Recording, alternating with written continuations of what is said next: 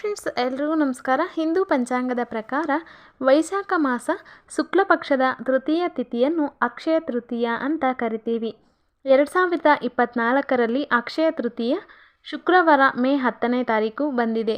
ಅಕ್ಷಯ ತೃತೀಯ ಪೂಜೆ ಮುಹೂರ್ತ ಬೆಳಗ್ಗೆ 5:48 12:23 ಮಧ್ಯಾಹ್ನದವರೆಗೂ ಇರುತ್ತದೆ.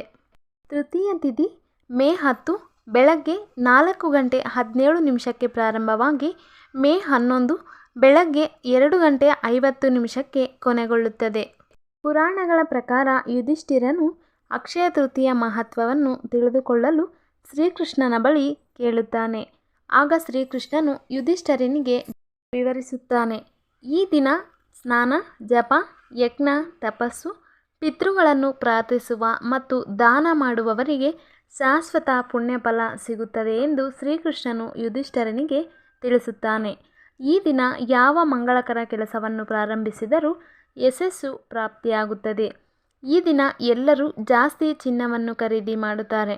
ಆದರೆ ಸಾಲ ಮಾಡಿ ಚಿನ್ನ ತಗೊಳ್ಳೋದ್ರಿಂದ ಸಾಲವೂ ಕೂಡ ಅಕ್ಷಯವಾಗುತ್ತೆ ಅಂತ ಹೇಳ್ತಾರೆ. ಅಂದರೆ ಯಾವಾಗಲೂ ಸಾಲ ಮಾಡುತ್ತೀರಾ ಎಂದು ಅದರ ಅರ್ಥ.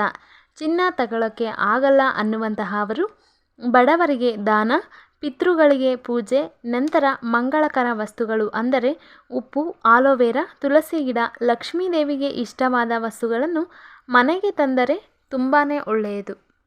ಈ ದಿನವು ಲಕ್ಷ್ಮೀದೇವಿಯ ದಿನ ಆಗಿದೆ. ಲಕ್ಷ್ಮೀದೇವಿಗೆ ವಿಶೇಷವಾಗಿ ಪೂಜೆ ಮಾಡುವುದರಿಂದ ಈ ದಿನದಂದು ಲಕ್ಷ್ಮೀದೇವಿಯ ಆಶೀರ್ವಾದವನ್ನು ಪಡೆಯಬಹುದು.